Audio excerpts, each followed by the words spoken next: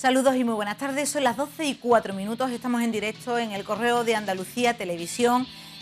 A mediodía hoy quiere ponerle el énfasis en un asunto que cuanto menos puede ser curioso. Esta noche tienen que mirar al cielo porque hay un meteorito que podría recordarnos esa estrella de Oriente. Y también será luna nueva. ¿Eso qué significa? Que todo lo que hagamos hoy puede tener mucha más incidencia y sobre todo, si somos capaces de crear hábitos de aquí hasta que termine el año, que faltan 21 días exactos, seríamos mucho más capaces de dejar de fumar, ponernos a dieta, estudiar inglés, hacer cualquier de esas cosas que son cuanto menos interesantes como buenos propósitos. Nos faltan solo 9 días para la cita con las urnas, es decir, estamos ya en ese sprint final del debate electoral. Estamos pendientes también de otros muchos asuntos de actualidad que le vamos a comentar a continuación en este sumario.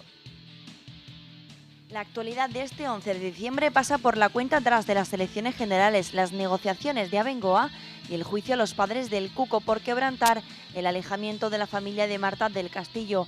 Además, hoy ahondaremos en la ciberdelincuencia y les daremos las claves para protegerse de los ataques a través de WhatsApp. Les propondremos una visita al Acuario de Sevilla como opción de ocio para este fin de semana.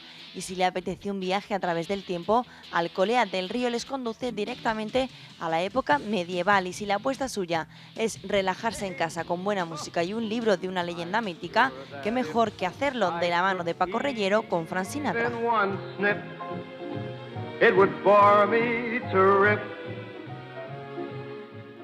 Pues ese es el menú que les hemos preparado para los 90 minutos que nos quedan por delante. En nuestra mesa de actualidad nos acompaña a la izquierda Antonio Zoido. Muy buenas tardes, bienvenido. Buenas tardes. Muchísimas gracias, que sabemos que hoy ha tenido una mañana de lo más ajetreada. ¿Qué tal en Canal Sur? Muy bien, muy bien. Muy bien también, ¿no? Sí, he estado con Dorantes, que hacían una conversación larga y tal. Muy bien. Perfecto, pues nada, ha venido corriendo para seguir en directo aquí con nosotros. Como lo conocen todos, es escritor, historiador y además es uno de nuestros grandes articulistas del Correo de Andalucía y gran articulista seguido por miles de sevillanos. César Rufino, muy buenas tardes, César. Muy buenas, Eli, ¿qué tal? Muchas gracias por estar de nuevo aquí como cada viernes, jefe de Cultura del Correo de Andalucía. Anoche tuvimos en esta casa un debate a 5, estuvo multitudinariamente seguido porque tuvimos la oportunidad de durante 100 minutos estar escuchando las principales propuestas de los 5 candidatos. La primera valoración que podríamos hacer, César, de los candidatos que optan por Sevilla, ¿cuál sería, según su criterio? Sí, en mi opinión, bueno, a mí primero, para empezar, no me gusta nada oír a los políticos en tiempos de elecciones. Pienso que me están vendiendo una moto, como realmente sucede, y recomiendo encarecidamente a nuestra querida audiencia que haga lo mismo que yo y les preste la mínima atención. No así fuera de este tiempo. Creo que a los políticos hay que analizarlos por lo que hacen, juzgarlos por lo que hacen y no por lo que dicen, porque yo puedo decir que soy astronauta y que mañana me voy a Marte, pero de que yo lo diga, que eso suceda, va más o menos la misma distancia de que de media entre que un político cumpla lo que acaba de prometer.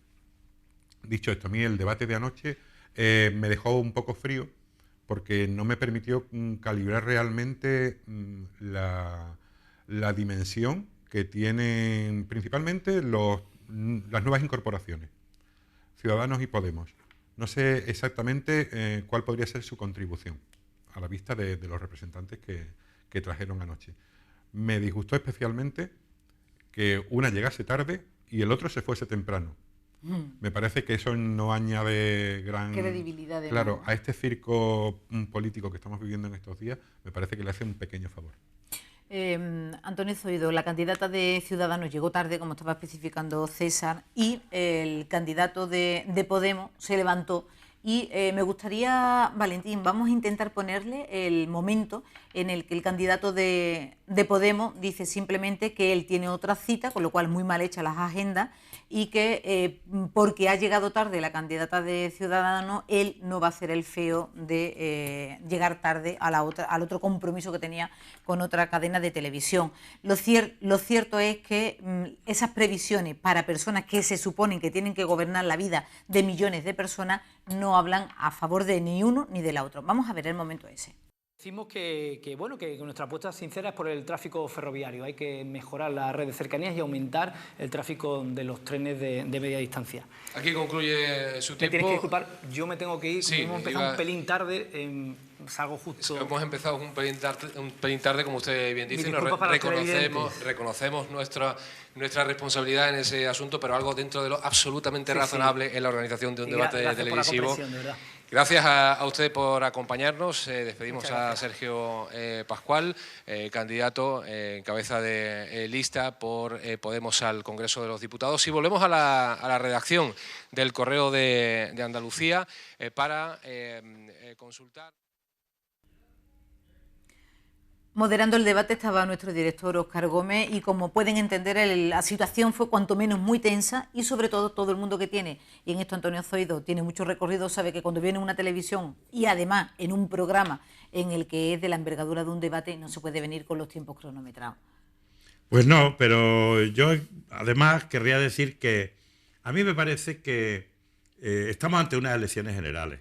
En las elecciones generales lo que se está jugando, lo que nos estamos jugando es la vida de toda la nación y su papel, incluso en el caso de España, su papel en el contexto europeo.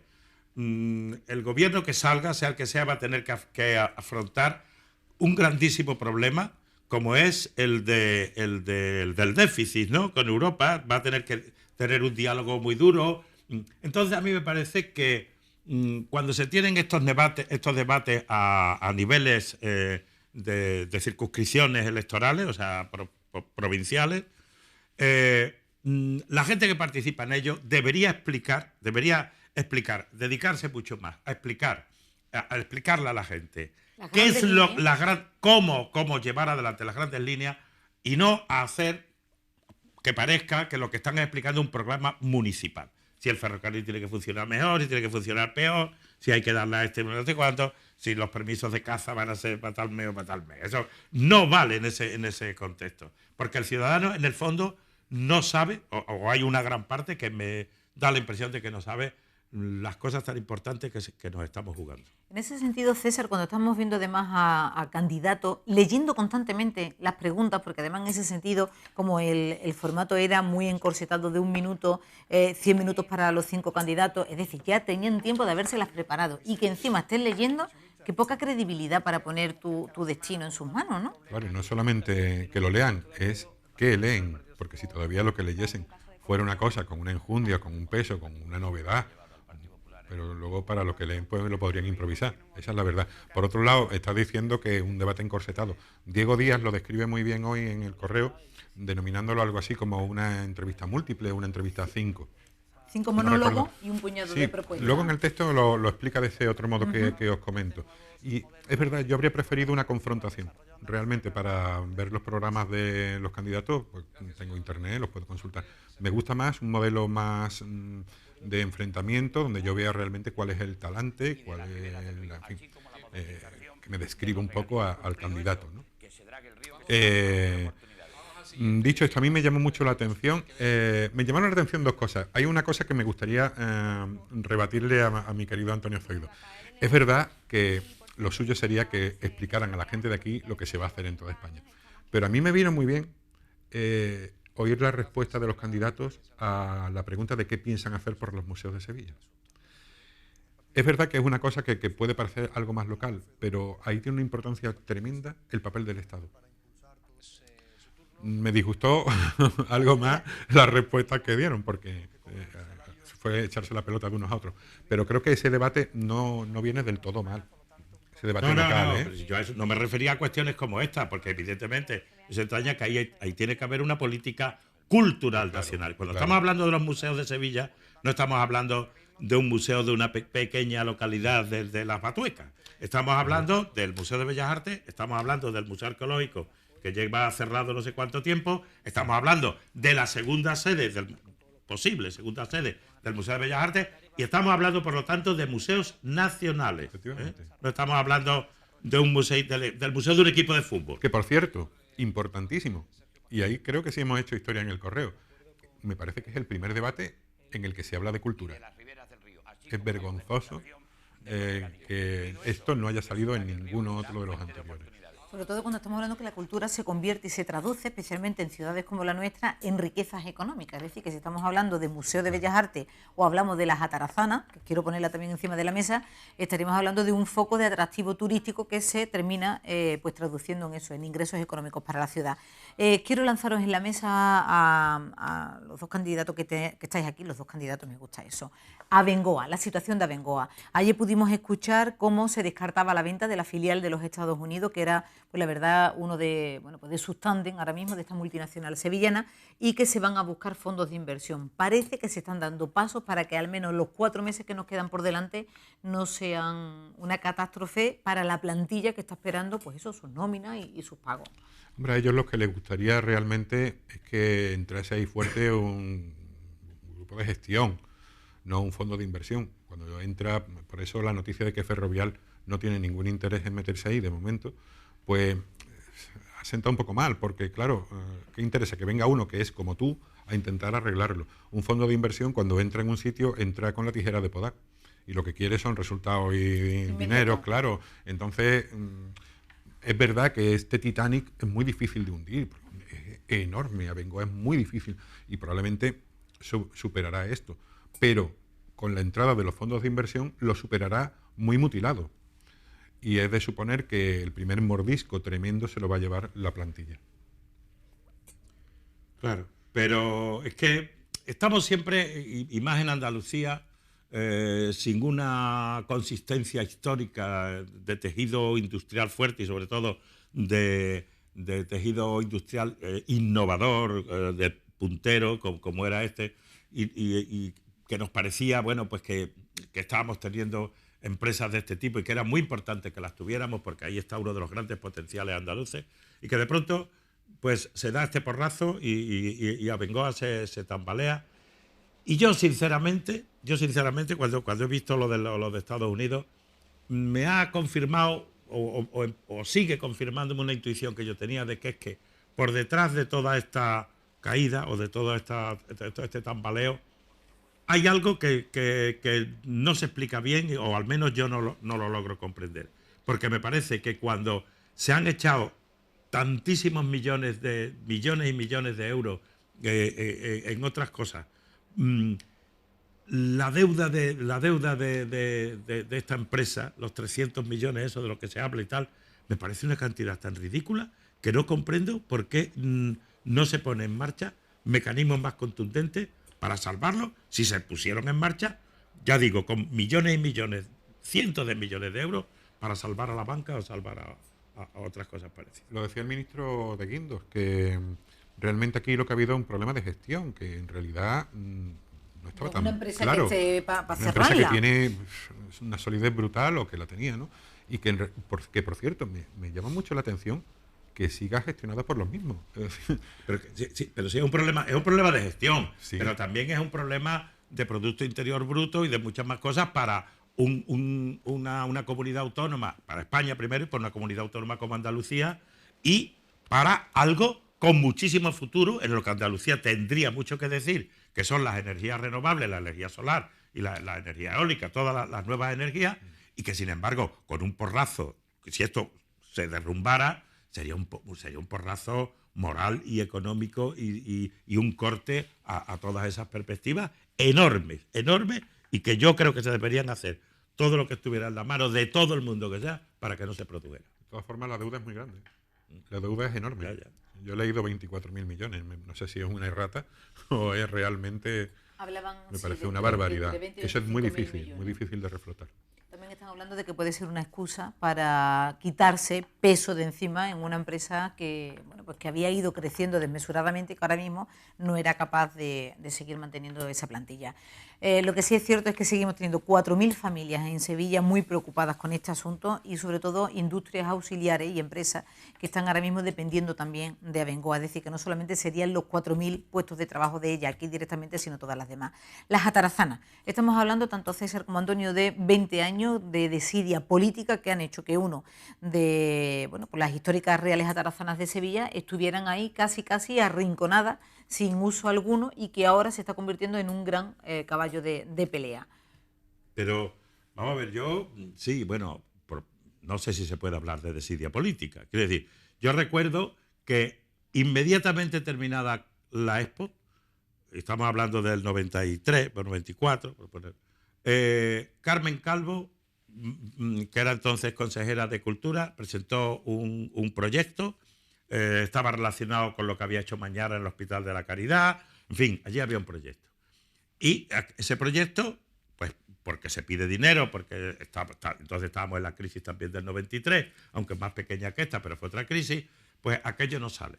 Inmediatamente se retoma después, se abren. Pues yo recuerdo haber visto el Giraldillo, la copia del Giraldillo dentro de las atarazanas. O sea, allí se presentó una de las ediciones de la Bienal. En fin, aquello estaba abierto. De pronto se cierra porque se ha llegado a un acuerdo con CaixaForum, con la Caixa para hacer el CaixaForum.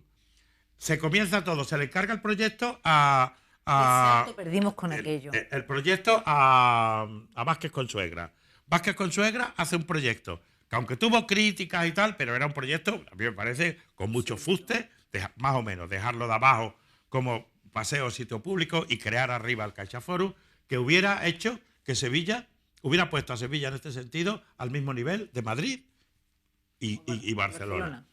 Cuando todo parece que va viento en popa, pasan dos cosas. En el ayuntamiento, cuando estaba Juan Ignacio Zoido, no se dilatan el dar la licencia de obra y la Caixa, cuando se asienta, a mí me parece, en mi opinión, ve que ya no le interesa poner todos sus huevos en el cesto de Sevilla, sino que ha llegado a Andalucía con mucha potencia y que va a repartir esos huevos por otras ciudades.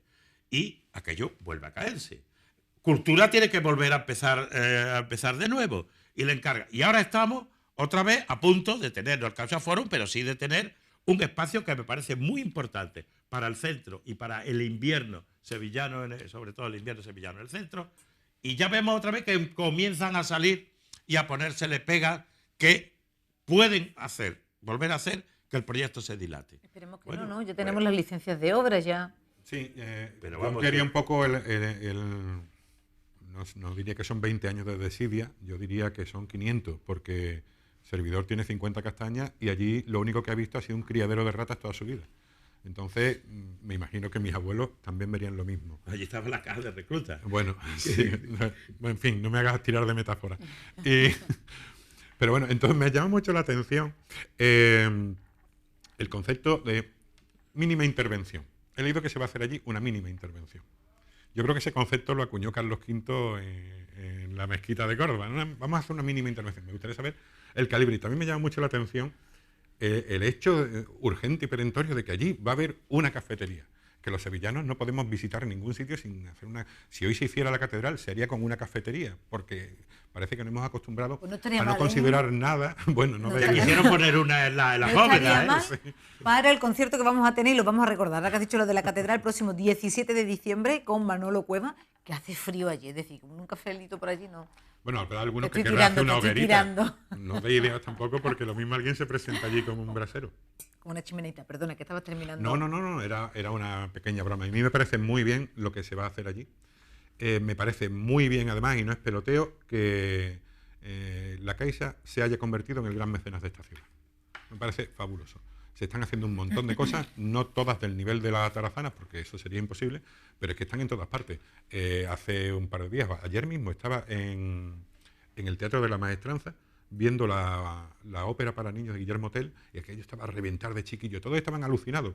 Y aquello estaba organizado por la Caixa también, que por cierto, me gustó mucho ver que los niños decían, cuando yo le acercaba el micro, decían, no es la primera vez que vengo al teatro, yo he venido otras veces.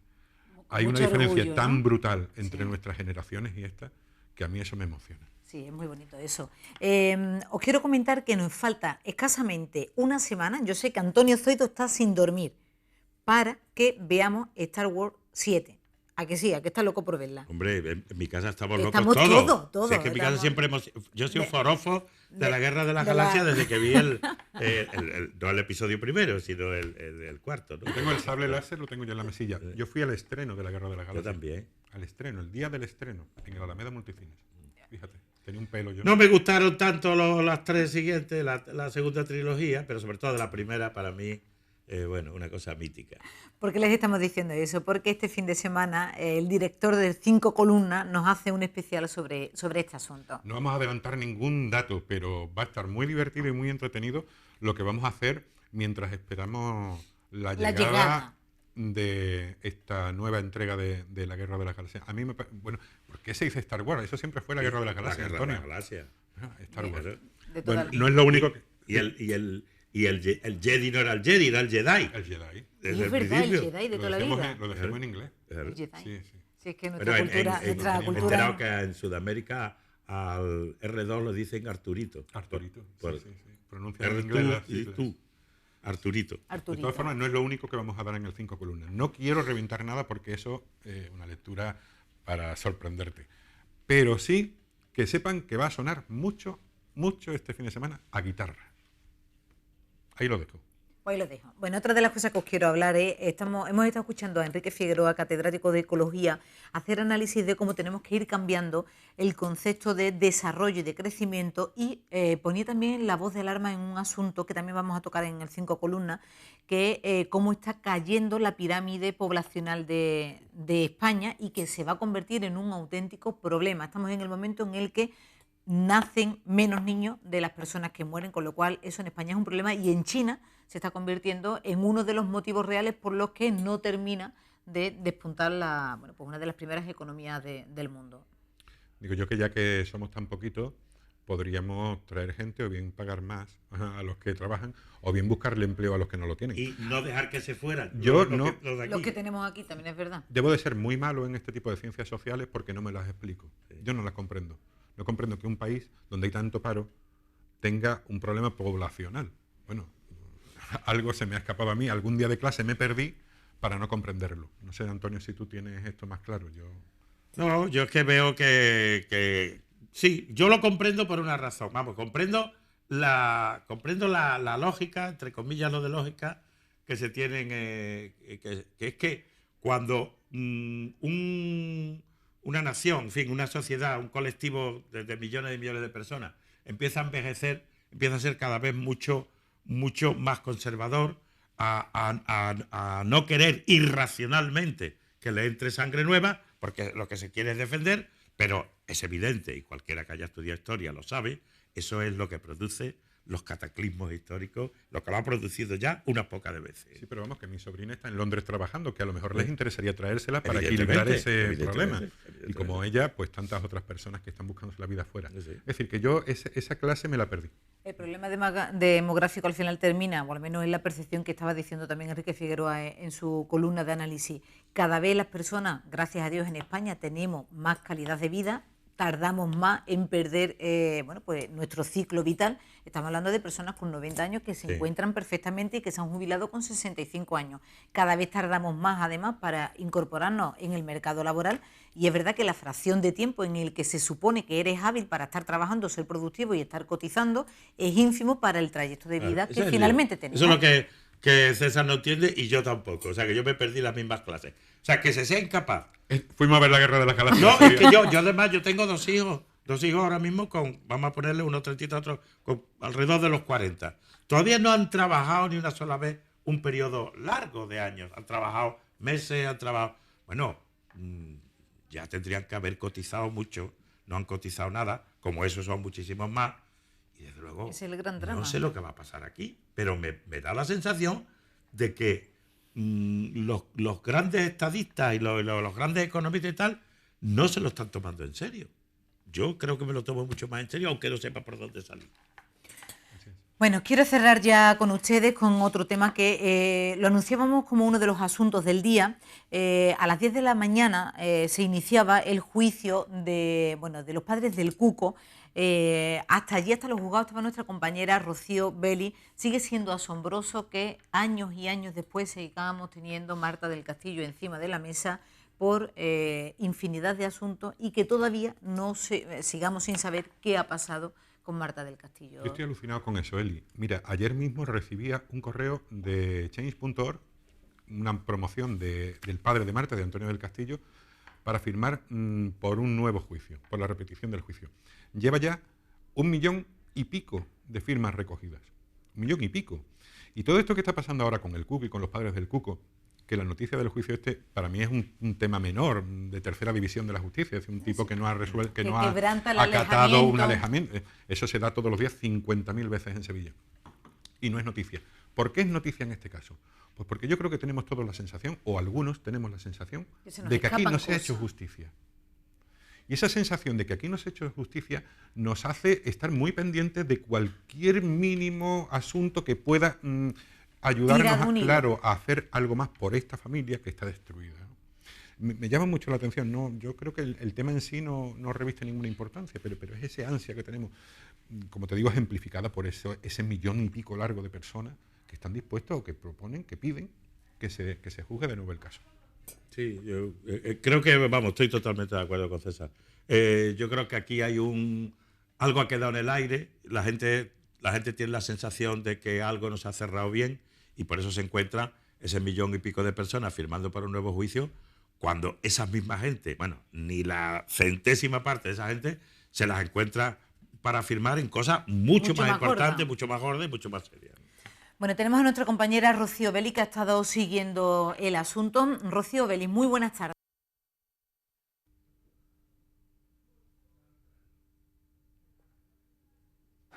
Hola Eli, muy buenas tardes. Pues sí, el juicio a los padres del Cuco y al infiltrado por supuestamente haberse saltado la orden de alejamiento impuesta al menor se ha suspendido para el próximo 8 de enero a las 11 de la mañana. El motivo ha sido que se ha notificado mal, se han buscado mal a 2 testigos, a 2 policías. El juez quería citar a los policías que pararon al coche en el que viajaban el Cuco, los padres y el infiltrado en el momento en el que se saltaron esa orden de alejamiento, y en cambio han citado a otros policías por error. Las prisas no han dado lugar a que esos policías vinieran esta mañana y ha motivado que finalmente el juicio se suspenda después de haber intentado llegar a un acuerdo entre las partes, entre la defensa y la fiscalía, pero tampoco ha sido posible. Pues volvemos otra vez hasta el 8 de enero, que casi coincide con la fecha, no sé si fue el 24 de enero, cuando desaparecía Marta del Castillo, y tengo una imagen en la cabeza, y una entrevista que tuvimos con el padre de Marta, con Antonio del Castillo, diciendo, tengo una botella de champán que se me había quedado de las Navidades metida dentro del frigorífico, sigue estando allí, y la abriré el día que, mira, se me ponen los vellos de punta contando eso, el día que encuentre los restos de mi hija, hasta entonces no descansaré. Y sigue, y dice, y hay muchas veces que me viene esa imagen, dice, es duro, ¿no? Tener la sensación de decir, por lo menos, ¿dónde se quedaron los restos de mi hija? Qué dolor tan grande el que tiene que tener una persona que abre champán cuando encuentra el cadáver de su hija. Claro. Qué dolor. Es duro es una contradicción. Bueno, pues Antonio Zoido, ha sido un placer. César Rufino, muchísimas gracias como siempre. A ti. Nosotros les dejamos con el Colegio Médicos, que como estamos en clave electoral, también tiene unas propuestas que hacerle a todos esos candidatos electorales que se medirán en las urnas el próximo 20 de diciembre.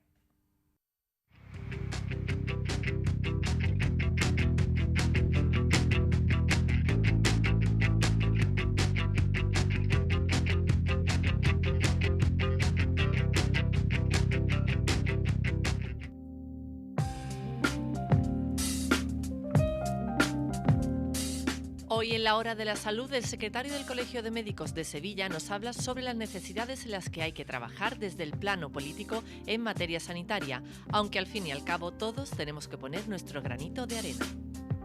El Manifiesto de la Salud es un documento elaborado por el Foro de la Profesión Médica. En ese documento, que ha sido fruto de un consenso de diferentes organizaciones que dependen o están en el mundo de la sanidad, encabezados por los colegios médicos, también los estudiantes de medicina, el Sindicato Médico de Estudiantes, asociaciones científicas y un sinfín de asociaciones que han formulado las bases de lo que sería una sanidad eficiente y aconsejable para el futuro. Lo principal es crear un gran pacto nacional por la salud, y ese pacto nacional incluiría un acuerdo de todos los partidos políticos para no utilizar la salud como un tema partidario. El desprestigio de uno, alabanzas de otro. La salud es un bien universal y lo que hay que hacer realmente es que todos los ciudadanos tengan acceso a ella de la mejor calidad posible. En el terreno institucional habría que empezar, como ya he dicho, por un gran pacto nacional. Eso es difícil, porque los programas electorales de los políticos, como de los partidos políticos, pues la palabra lo dice, están muy politizados. Cada uno tiene diferentes concepciones. Yo creo que hay que huir de temas partidarios y ir a un objetivo común. El sistema nacional tiene que ser un sistema universal, público, gratuito y de calidad. Y tiene que estar complementado por el sistema privado, no como excluyente, sino como complementario del sistema. Pero estos proyectos tienen que ir encaminados a financiarse por los impuestos de los ciudadanos y tienen que contar en los presupuestos generales del Estado. Ahí también chocamos con las diferentes concepciones de las autonomías, de las 17 autonomías diversas.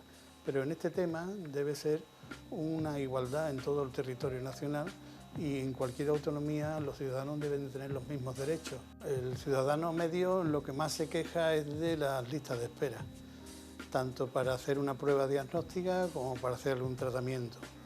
Eso es algo que las autonomías, que todas, no hay que olvidarlo, tienen traspasadas las competencias en sanidad, tienen que ponerse de acuerdo para eliminar esa lacra. Otro tema también que desconcierta bastante dentro del tema asistencial es que el médico, para formarse, no tiene recursos suficientes y depende mucho de la industria farmacéutica. Debería de haber un sistema de financiación del propio Estado para que de alguna forma el médico tuviera una independencia total de las casas farmacéuticas y de los laboratorios industriales de tecnología sanitaria. Debe unificarse el calendario de vacunas. Hoy día hay un desconcierto muy grande en el tema de vacunas, tanto como de niños chicos como de personas adultas. Y yo creo que tiene que ser un calendario único en todo el territorio nacional. Se deben de conseguir que los profesionales no tengan que desplazarse de España, no tengan que irse de España profesionales porque no tienen puestos de trabajo suficientes. Se debe de acabar con los recortes de las administraciones en cualquier tema, ya sea personal, ya sea con contratos muy deficientes, ya sea en medios, ya sea en camas hospitalarias. En ese sentido, el ejemplo de Sevilla es patético. Nosotros somos la provincia de España que tiene el peor número de camas hospitalarias en la relación por 1000 habitantes, pero es que somos el último de Andalucía, el último de España y de los últimos de Europa. Y en el terreno del futuro también es importante concienciar de que la salud, la educación en la salud, hay que comenzarla desde la escuela. Debería de haber un espacio de comunicación en que los niños, los adolescentes y los jóvenes tuvieran una educación en una salud positiva. Qué es lo que no es bueno para la salud, pero sobre todo qué es lo que es bueno para la salud. E igualmente en ese camino de persona mayor que tienen los adolescentes se debía enseñar cómo hay que utilizar la sanidad pública para tener problemas, porque ya muchas veces la educación, nadie puede decir esto no me interesa, porque van a ser clientes de un futuro. Entonces, mientras antes se vayan concienciando de que la sanidad pública hay que cuidarla, y eso se hace desde la escuela, pues los chicos se van acostumbrando a utilizarla bien. Bueno, pues teníamos a nuestro secretario del Colegio Médico y en esta ocasión se lo anunciábamos en el sumario porque nos parece que es de extrema importancia y que no estamos dándole de verdad la difusión necesaria. Están cambiando los tiempos a ritmos vertiginosos y la ciberdelincuencia, todos los robos que tienen que ver con los WhatsApp, todo lo que tiene que ver con los datos que estamos dando a través de nuestros correos electrónicos. No somos, especialmente las generaciones de a partir de 35 años hacia adelante, que somos los que realmente podemos tener más uso económico de todas las redes sociales, no estamos siendo conscientes de que estamos dejando ventanas abiertas directamente para que cualquier hacker pueda introducirse y simplemente saquearnos. Para hablar de ello estamos contando con uno de los mejores expertos que hay en España. ¿Por qué? Porque se está celebrando un congreso a nivel nacional en la Universidad de Sevilla, en la calle San Fernando, y está con nosotros Jaime Álvarez. Jaime, muy buenas tardes. Muy buenas tardes. Muchísimas gracias por estar de verdad con nosotros, un placer. El placer es mío. Jaime, me estaba escuchando la introducción. ¿Somos conscientes de lo vulnerable que somos con todos nuestros datos y lo poco precavidos que somos? No, la verdad es que suena muy tajante, pero no. Hoy en día tenemos un problema, y es que estamos viviendo un modelo en seguridad, en lo que es nuestra privacidad, más que la seguridad es cuestión de privacidad, que ha cambiado mucho. Como tú decías, los que estamos a partir de los 35 y demás, cuando éramos más jóvenes vivíamos en una fase que la información que dábamos era más o menos perimetral. Es decir, yo iba al banco, daba mis datos y sabía que el banco y alguna pequeña empresa que tenía el banco podía tener esa información, o el Corte Inglés o cualquier empresa grande o que facilitásemos datos. ¿Qué pasa? Que hoy en día esa información ya no va así. Nosotros ahora mismo damos la información en cualquier centro comercial y esa información puede estar automáticamente, en cuestión de segundos, en la otra punta del mundo. Y esa información es accesible y puede ser vulnerada. Entonces no estamos siendo conscientes de por qué, cuando damos información, qué valor tiene.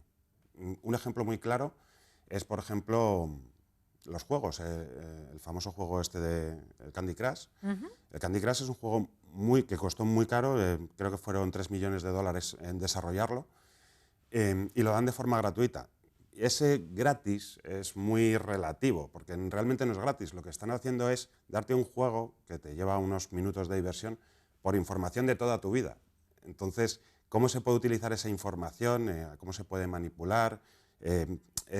Cuando estamos hablando, Jaime, Sí. de información de toda tu vida, y además ahora que has dicho lo de Candy Crush, que me fastidia que estén constantemente llegándote invitaciones a que juegue, que no quiero jugar, que me dejéis en paz ya, pero es una cosa que además no somos conscientes. O cuando, por ejemplo, te dicen, que además dijo la policía que era un bulo y que además era una estafa, te regalamos el cheque de 500 euros de Mercadona si se lo trasladas a todos tus contactos WhatsApp. Correcto. ¿Qué ocurre cuando tú le dices que sí, que ok? Automáticamente tienen constancia de toda la información que tú también estás comunicando de forma privada en tus conversaciones de WhatsApp, ¿y eso es legal o es alegal?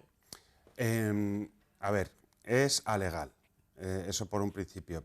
Y no es que contengan la información tuya directamente de forma automática, pero sí que lo que hacen es recolectar información. Esa información se utiliza en lo que en términos tecnológicos se llama el Big Data. Big Data es, en vez de la información de una persona particular, no es que tenga especial valor, pero el volumen en masa sí que puede llevar a tener, pues, qué cosas están de moda en mercado, se puede manipular, entonces puedes hacer una manipulación social. Por ejemplo, una pregunta, Jaime. Sí. Cuando tienes un bebé, automáticamente empieza a utilizar páginas típicas de cómo detectar si el niño va tarde a la hora de andar, y automáticamente te empiezan a venir publicidades en correos de manera multitudinaria de marcas infantiles. Y dice, ¿quién sabe que yo estoy utilizando o que tengo ese interés? Incluso muchas veces antes de dar a luz, en el periodo de embarazo. ¿Eso es, por ejemplo, un uso fraudulento de esas informaciones? No, eso realmente los buscadores tipo Google, que nos ofrecen servicios gratuitos, Tampoco son gratuitos. el modelo de negocio que tienen efectivamente es de publicidad. Y eso, ¿cómo saben qué publicidad dar? Es leyendo la información que tú utilizas en sus buscadores que te dan gratis. Entre comillas. Entonces, eso podríamos decir que es la parte básica. Nos vamos a lo meollo de verdad, ciberdelincuencia. Estamos hablando de que en estos momentos la Guardia Civil se tiene que estar especializando constantemente para los ciberdelincuentes. ¿Cómo están ahora mismo esas actitudes? Bien, la cuestión es que ahora mismo sí que hay grupos formados, tanto la Policía Nacional como Guardia Civil y cuerpos y fuerzas de seguridad del Estado, sí que tienen grupos especializados que, por suerte, son cada vez más conscientes, suelen venir a este tipo de congresos también a informarse y a tener contacto de cuáles son las técnicas más utilizadas por temas de ciberdelincuencia. Sí que hay un gran interés. El problema es que es muy difícil de controlar porque todas estas acciones suelen ser a nivel internacional. O sea, no es solo que te vaya a estafar tu vecino, es que te va a estafar una persona de Corea o de Arabia Saudí. Por ejemplo, y claro, de hacer un seguimiento de eso ya estás hablando de policía internacional, de órdenes internacionales y es bastante más complicado de seguir. Pero sí que es cierto que se hace un gran hincapié en temas importantes. Temas importantes no estamos hablando de temas económicos, sino más de terrorismo, pornografía infantil, cosas así. Y sí que tienen gran interés y ponen mucho esfuerzo. O sea, conozco a varios y la verdad es que hacen una buena labor. El problema es que hay mucho. Esto es como todo. Y el problema de esa base, del por qué hay mucho, es por la falta de conciencia del usuario, de todos los que usamos Internet. Hay que tener en cuenta que la tecnología es una cosa que está aquí para quedarse. Eso de, bueno, es que a mí no me importa... No, eso, yo no entiendo de eso, pues tienes que entender. No hay que entender, hay que ser consciente. Es igual que cuando sales a la calle y vas a cruzar una carretera, sabes por norma que tienes que mirar por si quiere un coche. Pues con Internet en el fondo pasa lo mismo. El otro día estaba leyéndole a, no sé si lo conoces, Jaime Emilio Calatayud, que es un juez de menores, y decía, por favor, ahora para las Navidades no regalen Internet, móviles con Internet a niños menores de 14 años. Por muy grande que los veamos, por mucho cuerpo que tengan, no tienen la conciencia de que pueden ser ciberacosados, pueden dar datos y al final buscarle un problema a la familia. Los padres les hace falta también esa educación para saber hasta dónde está el límite de no excluir tecnológicamente al hijo, pero darle unas pautas para que no sea carne de cañón. Sí, por supuesto. O sea, los primeros que tenemos que aprender somos los adultos. Es lo que comentaba antes, hemos vivido un salto tecnológico muy grande y tenemos que aprender a adaptarnos. A partir de ahí podremos educar a nuestros hijos. Prohibición o no prohibición, ahí ya, bueno, es un tema muy genérico, pero sí que es cierto que es interesante que al menos todo lo que haga el menor con Internet y demás sea acompañado de un adulto. No vale el toma, usa la tablet y me olvido, déjame tranquilo. Y me olvido un ratito, sino es, vamos, enséñame. Y no solo eso, sino que los adultos podemos aprender muchísimo de los menores, porque tienen una capacidad de adaptación muchísimo mayor. Ese es el problema, Jaime, que cuando estamos hablando de aprender, dice, si es que hay montones de padres que no saben siquiera todavía poner un correo electrónico, es que estamos hablando de dos tipos de analfabetos ahora mismo y los digitales tienen una amplísima capa de la sociedad que dice, no sabría ahora mismo simplemente buscar el historial para ver dónde mi hijo ha podido estar consumiendo, colgando fotografías, haciendo cosas que en un momento determinado podrían ser incluso eso, pues, delictivas por su parte o recibir algún tipo de problema. Por eso esa compañía es importante, por eso hacerlo juntos, el volver al modelo de... Como cuando es pequeño y juegas con tu hijo, con Internet, es 3/4 partes de lo mismo. Hablábamos también, Jaime, de 14.000 millones de pérdidas porque las empresas no saben protegerse de, pues de los ciberacosos, ciberdelincuencias, etcétera. ¿Se está evolucionando al respecto? Se está evolucionando poco a poco, por desgracia a un ritmo que no es el que yo considero que debería ser.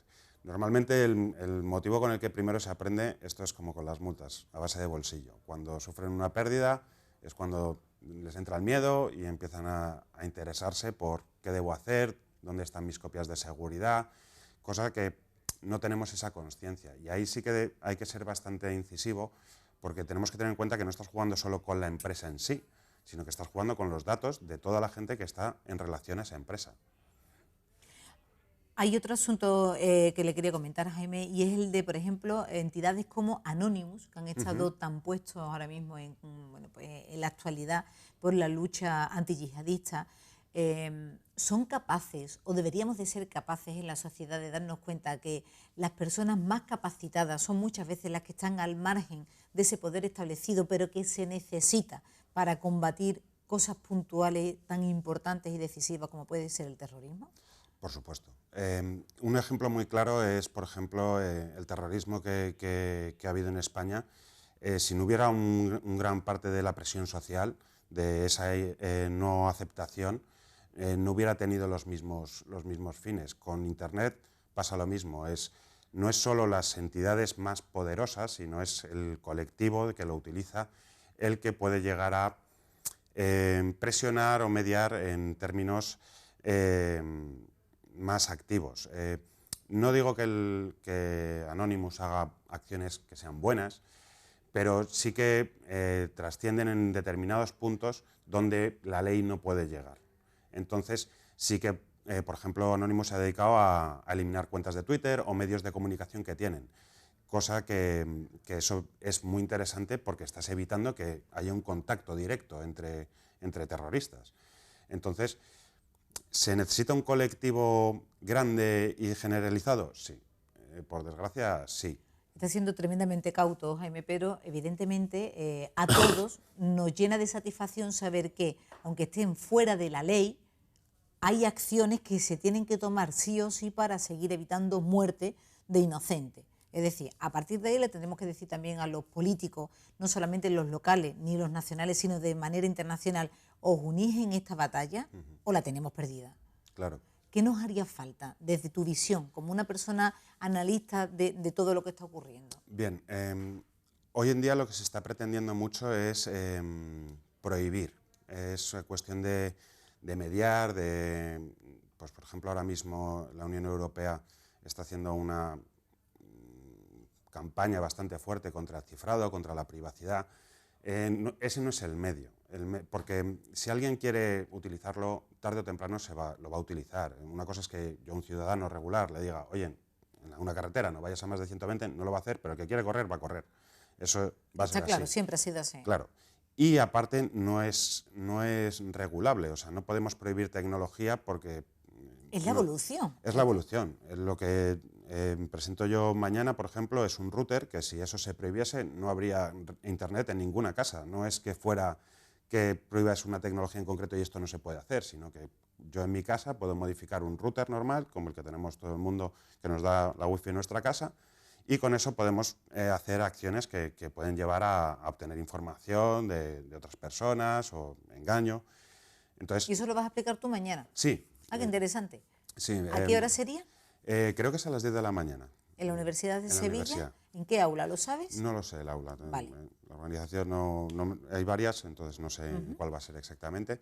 Pero bueno, va a ser todos aparatos que realmente son de uso cotidianos y están modificados para que un supuesto ciberdelincuente ver la posibilidad que tienen sin tener que hacer cosas que son... Extremadamente complicadas. Vamos. Extremadamente complicadas. De hecho, los ciberdelincuentes no son expertos en seguridad. Lo que cogen es una técnica en concreto o un método en concreto y lo explotan. Es como un trilero, sabe manejar la bolita y sabe hacer eso. No le pidas que te haga... Mucho más. Claro. De manera casi a modo de titulares, Jaime, la pederastia está ahora mismo muy seguida en Internet. ¿Es uno de los focos de atención que se están teniendo también en cuenta ahora? Por supuesto. Siempre el menor está tomando una parte muy principal en Internet por esa falta de conciencia entre lo que era Internet, la gente que vivíamos en Internet y lo que es la gente que ha nacido ya con Internet, los nativos. Y es un punto importante. A partir de esa educación iremos evolucionando. Pero hoy en día es casi el foco principal. ¿Ciberbullying? El ciberbullying existe y es muy extendido, pero es una cuestión que no solo hay que abordar a nivel tecnológico, sino también a nivel de educación. Y lo último e importante también, nuestra huella digital. Cuando decimos, yo quiero que algo desaparezca de Facebook. Me han colgado una foto con borracho después de una noche tal, y eso al final se queda reflejado para el resto de tu vida, y son muchas las empresas de contratos temporales que analizan tu Facebook para ver quién eres, qué has hecho, y si de verdad tiene coherencia entre lo que dices en tu currículum con lo que realmente eres en tu intimidad. Sí, se utiliza mucho. Es parte de ese Big Data que analizábamos antes, ¿no? de analizar toda la información. Esa información se puede llegar a borrar. El problema que hay es que hay aplicaciones, hay programas que lo que hacen es te meten en una lista y cada vez que actualizas algo, ellos lo graban aparte. Una vez que lo han grabado aparte, tú aunque pidas a Facebook que borre tu perfil o lo que sea, ese perfil ha quedado grabado en otro lado, independientemente de Facebook.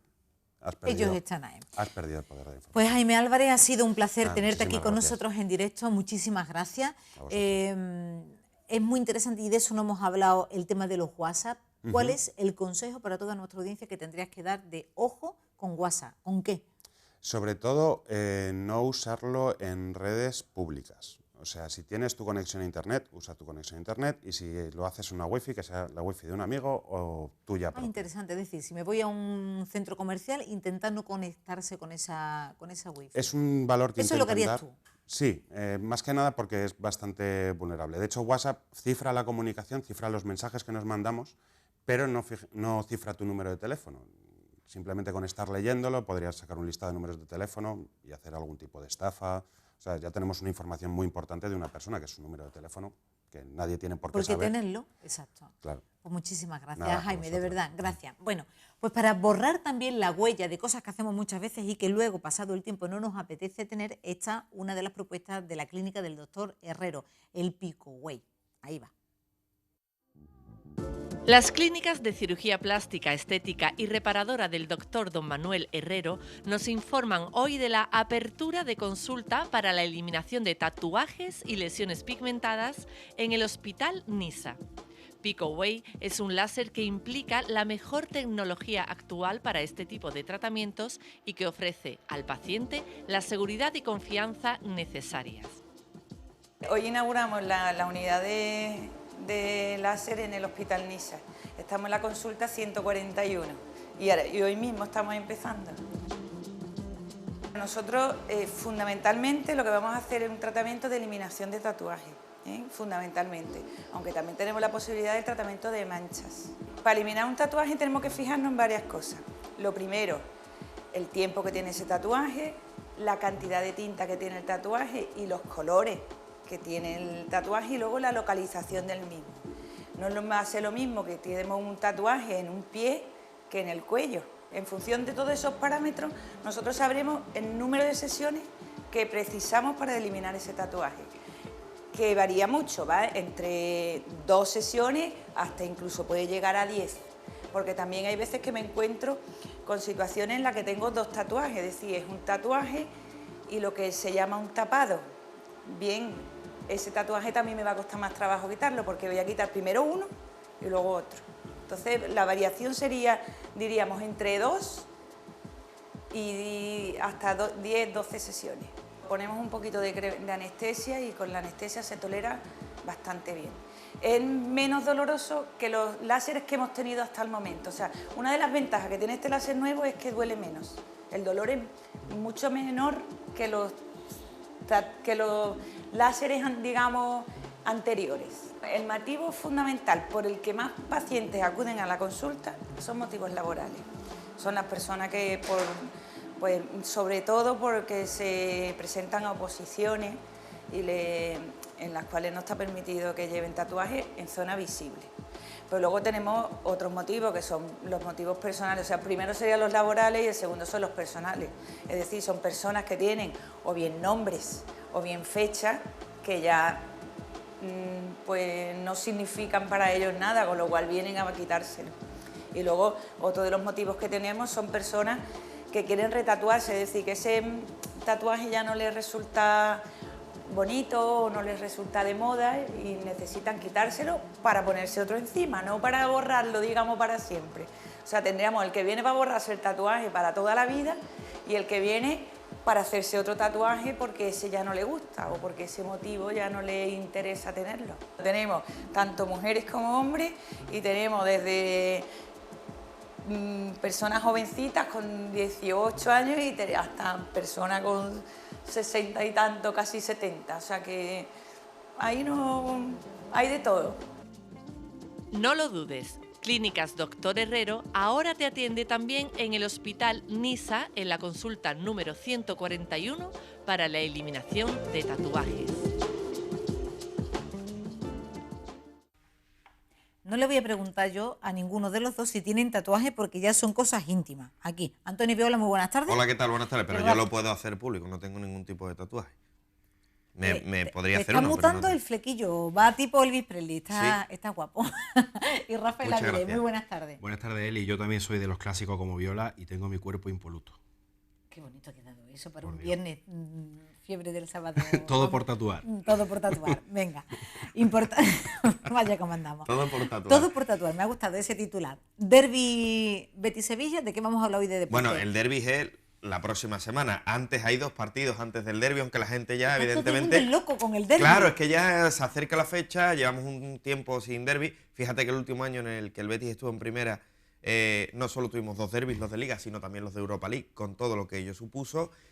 El año pasado no tuvimos nada porque el Betis estaba en segunda, el Sevilla en primera y no se cruzaron. Y este año volvemos a tener, al menos por ahora, los 2 de Liga. Ya veremos a ver qué ocurre en la Copa del Rey, que ya saben que todo puede pasar.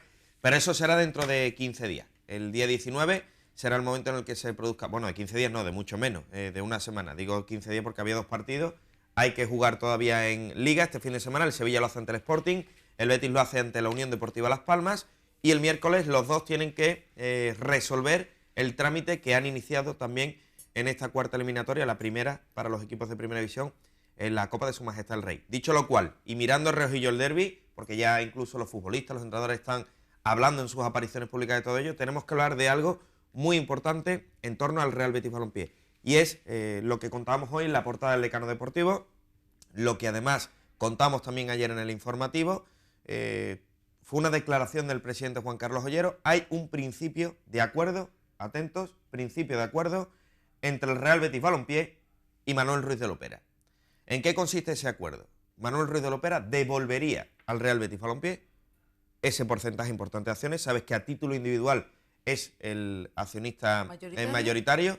Esas acciones pasarían a formar parte del Betis. El Betis no se las va a quedar, obviamente. Primero se las va a pagar a Lopera, valor nominal de esas acciones, lo que determina la ley que cuestan, lo que en su día salieron a la venta, más el IPC y ese tipo de cuestiones, y automáticamente se van a poner a la venta para atomizar ese paquete. Es decir, no va a haber nadie que tenga un paquete grande de acciones como tenemos Ruiz de Lopera. No, se va a poner a la venta de los aficionados del Betis.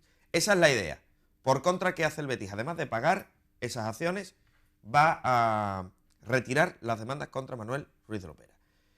Esto sería un tratado de paz que implicaría además que el betisismo pudiese optar a ser accionista y propietarios, para que nos entendamos, del Real Betis Balompié. Todo ello está acordado, pero ya sabemos cómo funciona Manuel Ruiz de Lopera. Hasta que no esté firmado ante notario, todo puede ocurrir. A todo esto hay que añadirle un tercero, y es lo que creo que más está dando vueltas a través de las redes sociales. Ya saben que Manuel Ruiz de Lopera en su día vendió o no vendió, eso también se está dirimiendo en los juzgados, a Beaton Sport, el paquete de acciones que obraba en su poder, y ahora Beaton Sport se está personando en las instalaciones del Real Betis Balompié, en el estadio, para pedir su acreditación en la Junta del próximo día 17. Ojo con ese tema, a ver qué ocurre.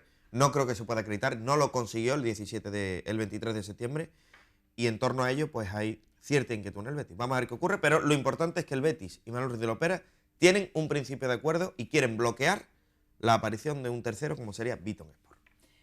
Muy interesante, en titulares a partir de la 1:30 en ese avance informativo lo dará Antonio Beola, todo también con Chantal de la Cruz.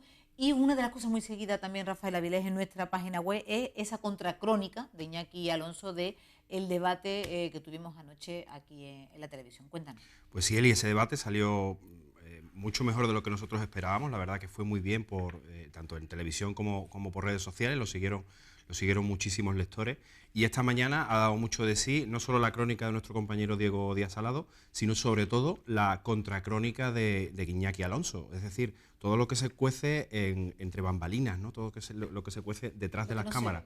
Lo que no se ve nos lo cuenta Iñaki, y es lo más leído de la web. Así que aconsejo a los lectores que le echen un vistazo. No salió bien parada la candidata de Ciudadanos, ¿no? Bueno, no muy bien. No, según los comentarios en redes sociales, no gustó que leyera. No la vieron natural, la vieron algo encorsetada. No, es que no dejó de leer durante todo el tiempo. Como decía uno de los comentarios, se comprobó que la candidata de Ciudadanos sabía leer. Bueno, ¡ay, qué bueno eso! Más allá de eso, también molestó mucho la marcha de Sergio Pascual, que es básicamente por lo que está titulada la crónica de Iñaki. Y bueno, todo lo que llevaba detrás también. La cara del resto. Podemos irnos, es buenísimo el titular, podemos irnos. Genial, es genial. Es fantástico, vamos. Sí. La cara del resto de los integrantes de la mesa cuando se levanta el representante de Podemos y se marcha es para verla, ¿eh? Vean el vídeo si no han tenido la oportunidad y observen la cara del resto de la mesa, ya no solo de la persona que... Es que creo que eso es una falta de respeto y de talante político, ¿no? Que tú dices, sobre todo cuando al final del debate lo que le quedaban eran 15 minutos por Por lo visto tenía sus razones, el problema es que los lectores no conocen esas razones, entonces si no las conocen, más vale evitar esa situación. De todas maneras, todo el mundo sabe que, y mucho más cuando estás haciendo la agenda de un político, que cuando tú vas a un debate televisivo no puedes decir voy encorsetado en media hora, porque pueden ocurrir muchísimas cosas. Lo que demuestra es que no tienen cultura televisiva. Aparte una torpeza política, porque si tú te levantas y te vas, yo a lo mejor que no he podido verlo entero o veo ese tramo, digo, bueno, pues este señor a lo mejor no tenía más ganas de debatir sobre un asunto en concreto, no tiene un argumento y por eso se marcha. No conozco los motivos, ¿no? A mí me parece una pena porque Sergio Pascual me parece un tipo muy interesante y que dijo cosas muy interesantes y sin embargo todo el mundo se acuerda de él marchándose. Bueno, entonces, es una y pena. el de la mochila pasando por delante de las cámaras, ya te quedas tú diciendo, por favor, un poco de respeto, de talante ante el trabajo de los demás. En fin. Yo me quedo más con la postura del profesional desastroso. de Óscar ahí aguantando el tipo, viendo cómo uno se levanta, cómo otro se va. Hay que ponerse también en el empaque lugar, de nuestro director diciendo, bueno, pues usted asumimos que es verdad que se ha empezado tarde, pero también usted debería de asumir que viene a una cosa no tan encorsetada. En fin, vamos a dejar eso por delante. Hay otro asunto también destacado en la web, ¿vale? Bueno, no destacado desde el punto de vista informativo, pero que sí está teniendo muchísimo tirón. Bueno, es un vídeo muy gracioso, así viral, que hemos colgado de un orangután riéndose, que para ser viernes no está mal, ¿no? Tampoco... Ay, yo lo quiero ver. Sí, pues ¡Ay, lo fantástico! vas a ver ahí lo tienen nuestros automáticamente me lectores sale en el diciéndole, Twitter. hermano, me recuerdas a ti. Sí, bueno, como es viernes, pues no... Qué bueno, me encanta. Yo no soy muy partidario de ¿Pero este tipo de... se ríe de verdad? Se ríe a carcajadas, vamos. Yo no soy muy partidario de este tipo de informaciones, pero ya te digo, es viernes y hay que desengrasar un poquito la maquinaria. Ay, qué bueno, me encanta. Y también, bueno, lo que sí va a dispararse por redes va a ser probablemente todo este asunto que ha comentado Viola del Betis. Estén atentos a eso. Qué bueno, le estoy intentando pedir que se escuchara, pero como están viendo que tiene un cristal, es imposible tener ese sonido. Un Antonio, último apunte rápido en terminar torno con al Conte. Sevilla. Ya saben que va a estar en el sorteo de Europa League el próximo lunes en Nyon por la mañana. Ojo a los rivales que le pueden tocar al Sevilla. Ya conocemos a los 15 rivales que pueden quedar emparejados. Después de que se termine la jornada en Champions, ya sabemos quiénes son los que caen en Europa League, como le ha pasado al Sevilla, quiénes quedan eliminados en la fase de grupos de la Europa League y todo esto. Entonces, en función a ello, lo leo porque son 15 y ojo porque los nombres yo creo que ya van a dar buena cuenta del empaque que va a tener la Europa League de aquí a la final que se va a celebrar este año en Basilea. Manchester United, Liverpool, Nápoles, Bayer Leverkusen, Olympiacos, Oporto, Schalke 04, Tottenham, Lazio, Molde, Basilea, Rapid de Viena, Krasnodar, Sporting de Braga o Lokomotiv de Moscú. Estos son algunos de los rivales, uno de ellos, el que le toque al Sevilla en la siguiente eliminatoria. No es ninguna tontería, ¿eh? Son rivales de una altura importante. Nuestro Sevilla nos ha demostrado que está para eso y para mucho más. También importante recordarles que esta tarde será en nuestra casa, en el Cortijo de la Gota de Leche del Grupo Morera Vallejo, donde vamos a celebrar la tercera edición de ese concurso de villancico. Son ya 6 los finalistas y, como saben, tienen una finalidad solidaria que es dotar de alimentos a ese banco de alimentos que tanta penurias quita, especialmente en esta fiesta, a miles de familias de Sevilla. Según ProDerechos Humanos, estamos hablando de que el 40% de las casas de Andalucía tienen un pie puesto en esa precariedad de meterse en los índices directos de pobreza. Intentaremos desde esta casa solventar en la medida de lo posible esas penurias. Un abrazo a los dos. Muchísimas gracias. Gracias a ti. Muchas gracias, Fali. Os dejamos con Laura Vital, con quien ha conversado nuestra compañera Cristina H., porque acaba de presentar un nuevo disco y así nos lo cuentan. Hola a todos, aquí estoy porque os traigo hoy una artista de estas de 10. Nos hemos venido hasta el centro de Sevilla, hasta la calle Trajano, porque aquí está el Hotel Boutique Casa Romana que nos ha abierto sus puertas para entrevistar a esta artista, a Laura Vital, que saca nuevo trabajo discográfico y que se llama Tejiendo Lunas. No le pierdan ustedes la pista a esta gran artista. Vamos con ella.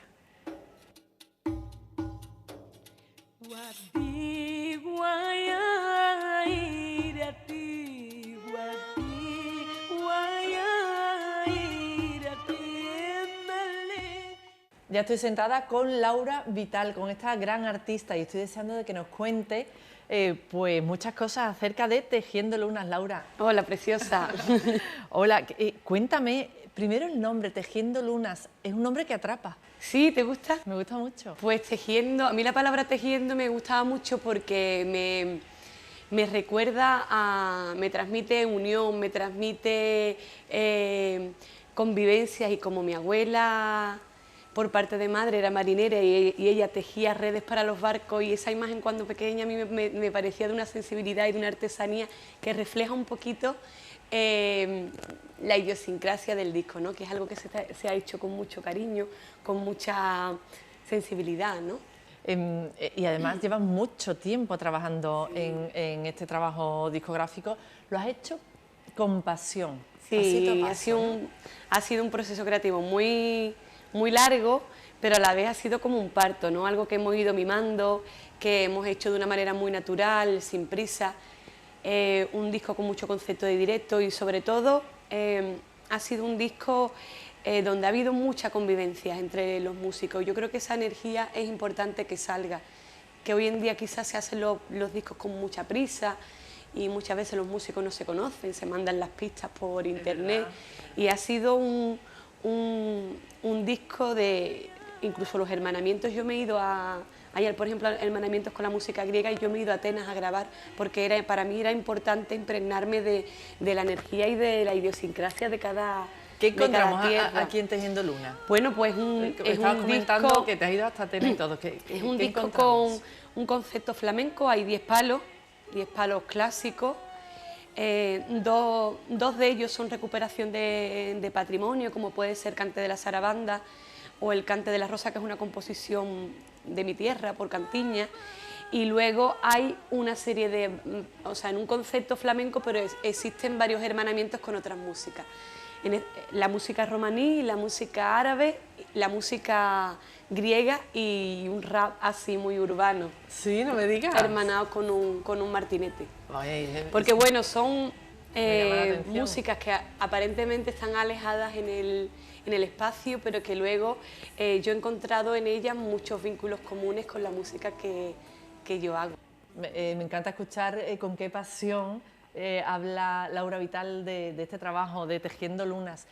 Muchos artistas, me imagino, a la hora de crear este trabajo, ¿no? Que han estado contigo. Yo me siento una privilegiada porque ahí, por ejemplo, hay 5 guitarras, 4 de ellas son maestros de toda la vida, con los que yo he crecido con su música. Estamos hablando de Rafael Riqueni, estamos hablando de Manolo Franco, de Niño de Pura, de Eduardo Rebollar, y luego hay un músico que para mí ha sido un gran descubrimiento, un guitarrista muy joven, flamenco, aunque su origen es griego, y que tiene una sensibilidad que me ha ayudado muchísimo, no solo con la aportación de su toque, sino en los arreglos, y por supuesto mi guitarra de toda la vida, que es el maestro Eduardo Rebollar, ¿no?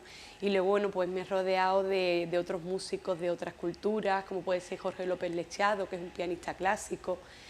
Me he rodeado de Yamal Guasini, que es un violinista marroquí, Arsenis Nasis, que es un percusionista de Albania.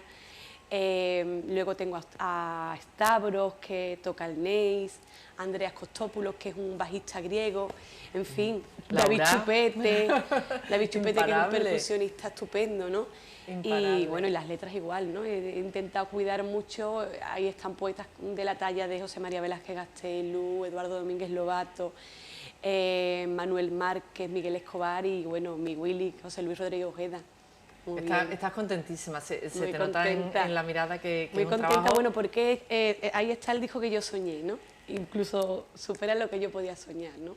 Qué bonito. ¿Dónde lo podemos encontrar, Laura? ¿Dónde podemos adquirir este trabajo? Pues el disco está en todas las plataformas digitales y la venta física está en Amazon, está en Sevilla Musical, Pro Music, Flamenco y Más, y en mi tierra, en Sanlúcar, está en Discos Ámbar. Y bueno, y seguimos con la distribución, que pronto entrará en Corte Inglés y en el FNAC. Ya la ven, ella es Laura Vital, ella es una artista que tenemos que cuidar, que mimar y que, bueno, acompañar siempre que ustedes puedan, vayan a escucharla, de verdad. Yo personalmente se lo recomiendo, yo soy una fan de siempre, se me nota, ¿no? Pues ya está. Profesora del Conservatorio de Música de aquí de Sevilla también. Es una creadora y yo te agradezco, Cristina, por invitarme a tu programa, bonita. Muchas gracias.